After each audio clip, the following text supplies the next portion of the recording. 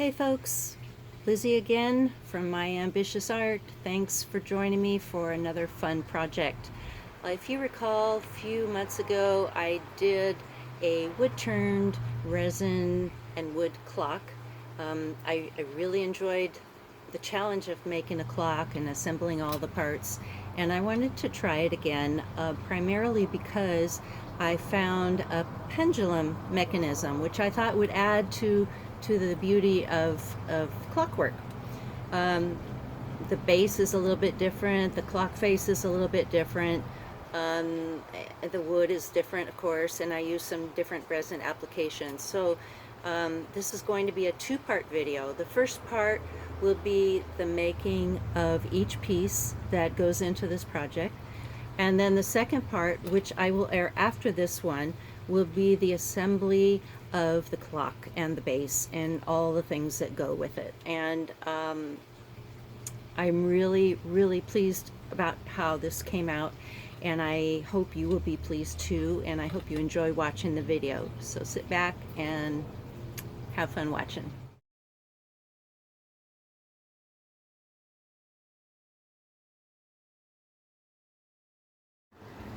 If you all remember that two-tiered dessert tray that I made, the link will be in the description box. I used a resin blank using potpourri and some gold flakes. Now I had some pieces left over and I really didn't want to waste them because the resin is super expensive these days. So I have a whole bunch of scraps that I cut into slivers that will be part of my segmented clock face. I built this jig that will hold a number of these pieces while they go through the drum sander and sand down to the thickness that I wanted them to be, which is about a 1/4 inch.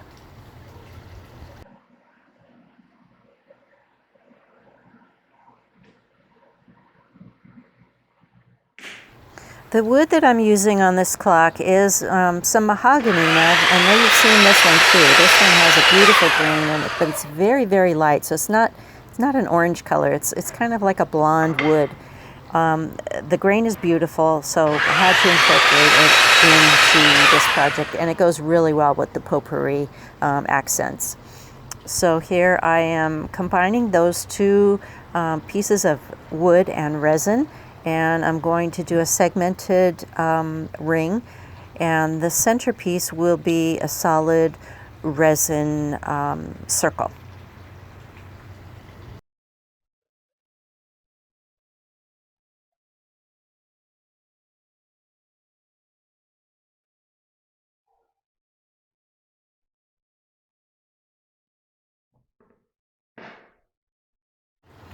Here I'm measuring the diameter for the back face. Now the back face is separate from the front, and so that I'm going to put some lighting inside. So they are two separate pieces, and the light will be hidden under the front clock face. So this is actually the rear clock face part. And again, these are segmented pieces of the same kind of mahogany.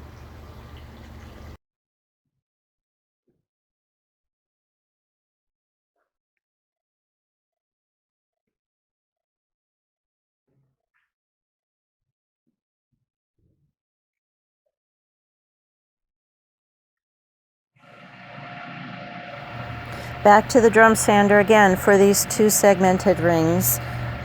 Just cleaning up all the glue, making sure that they have a flat surface to mount on the lathe.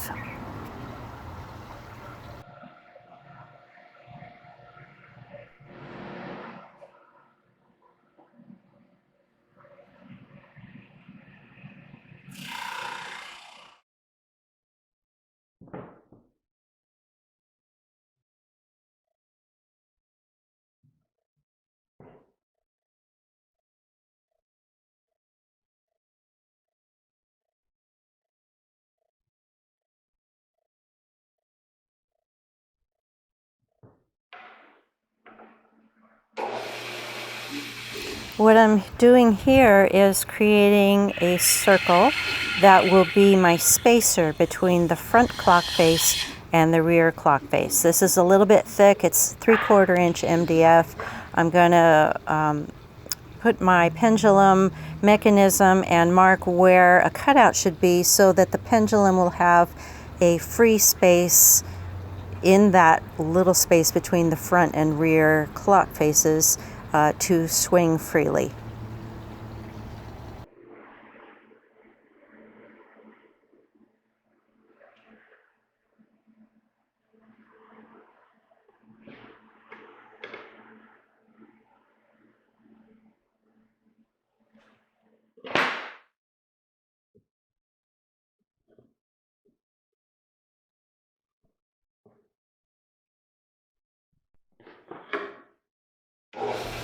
What I'm doing now is I'm just cutting my line up to the inner circle part.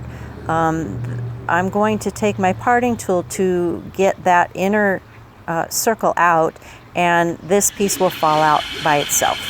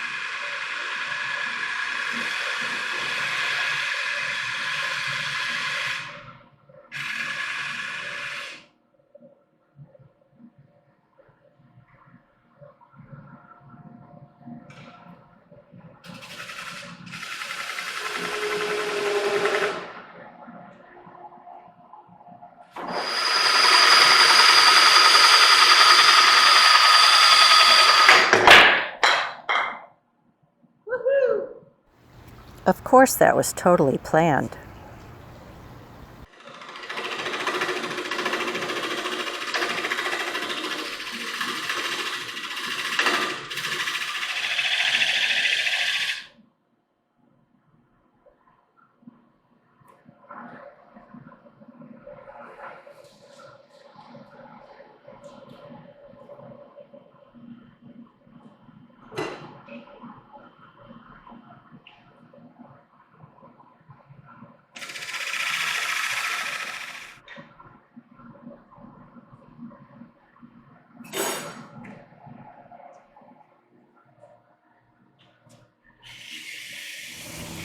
Just finishing up sanding here. Started out as usual with 60 grit sandpaper, worked my way up to 320 on this one.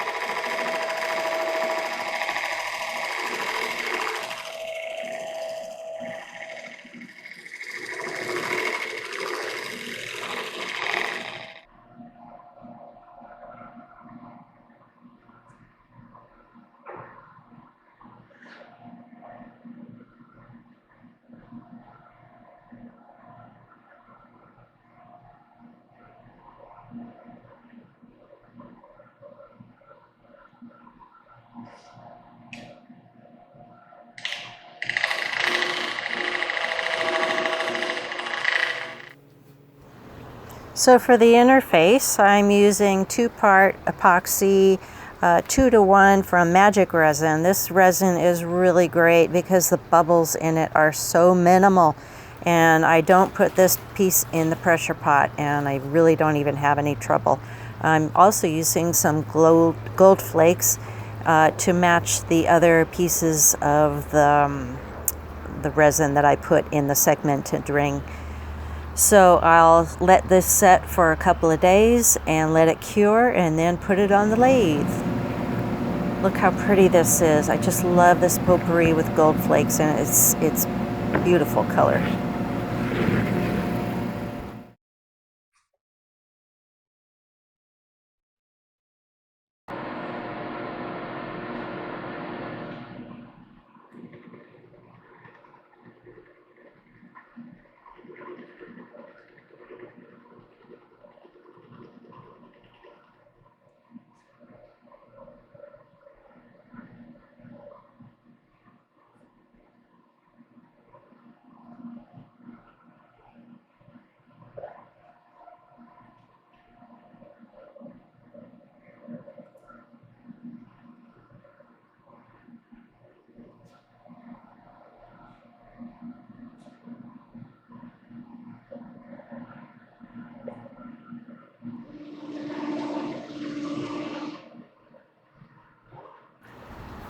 It took a few times to get this measurement accurate for the outside ring to fit securely, but I think I did a good job.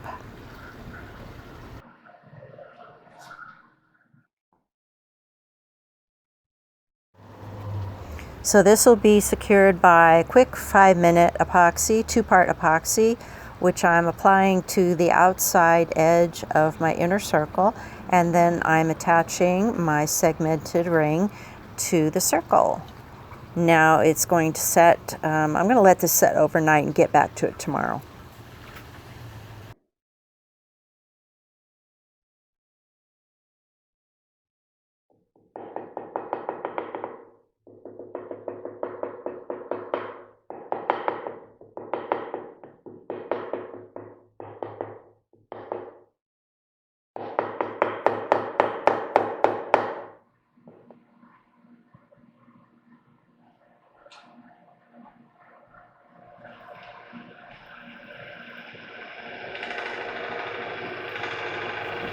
The turning on these two clock face pieces is pretty simple, just making sure that the outside edges are smooth and round and the faces are nice and flat.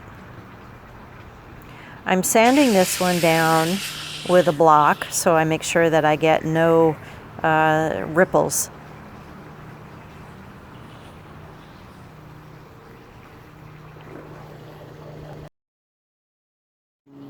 And as usual, I'm cleaning it up with some denatured alcohol just to get all the dust particles off. I'll then be putting some sanding sealer on this one as well.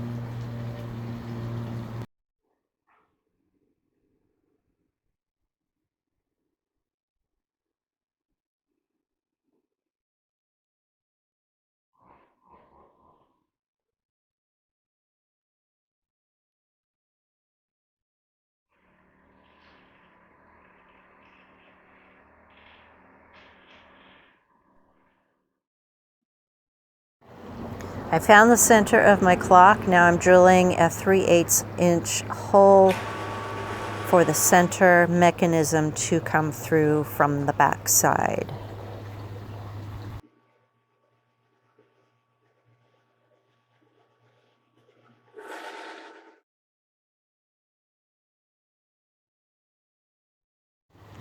Time to trace out where the mechanism will lay flat on the back side of this front face. I'm going to be routing it because it needs that space for the pendulum to swing freely. So it'll only be about 1/8 of an inch in depth.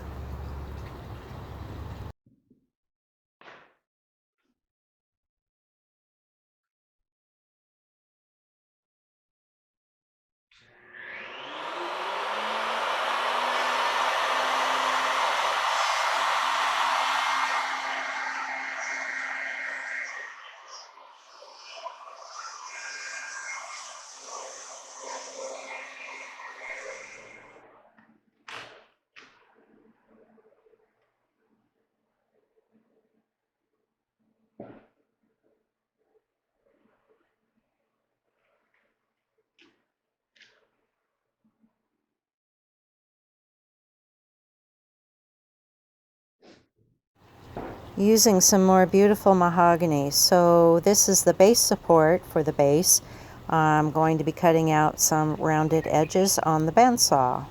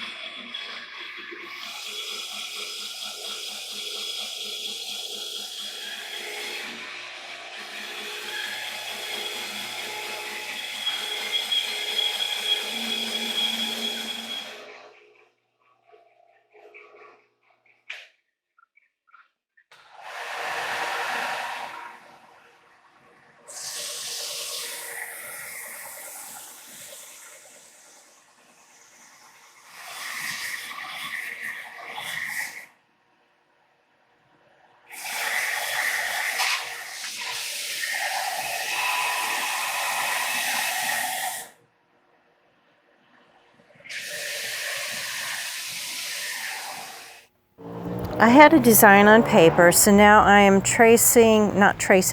I'm basically sketching it out on my work table. That way the pieces are exactly the size and the shape that I need.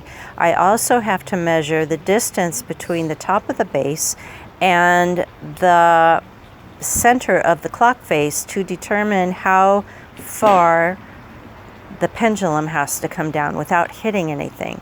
Here you can see my pieces that I will be cutting out and putting together.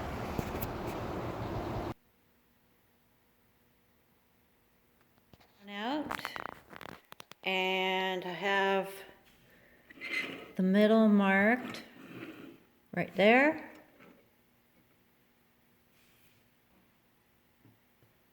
And there's enough clearance on the bottom. I have to cut this piece and this piece, and then I have to cut this piece and this piece. And I'll extend it a little bit higher so I can attach it from the back with some screws. And that's it. So now we make our pattern and we keep going.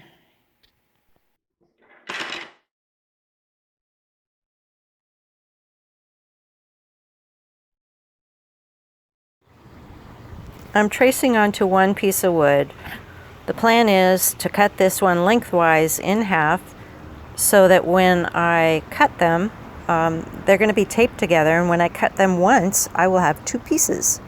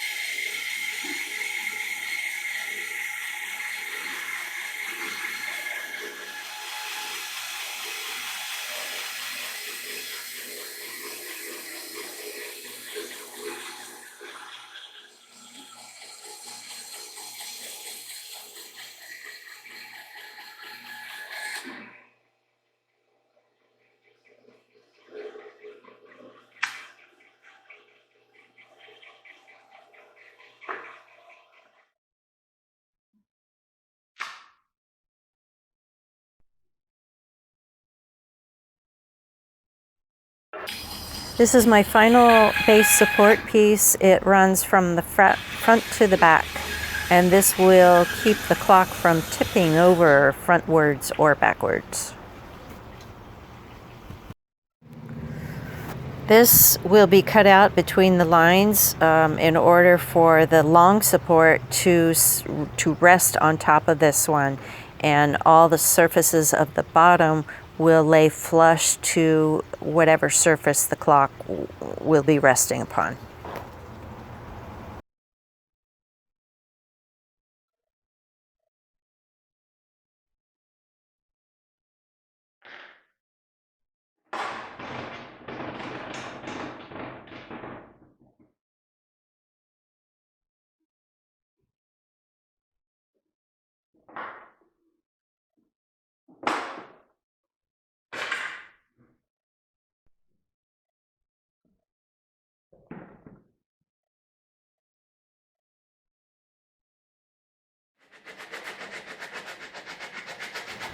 Finishing up here, I gotta sand all these pieces down, make sure everything's nice and smooth.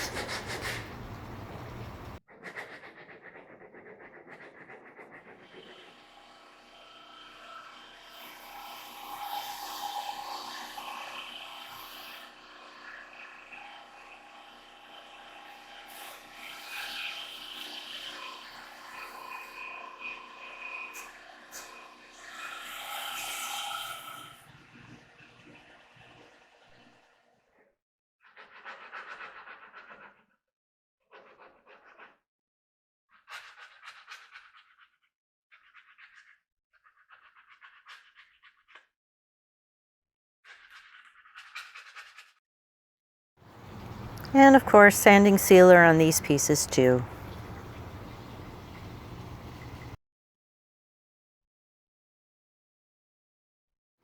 Well, I hope you enjoyed watching all the process of making the parts that go into this very elaborate clock.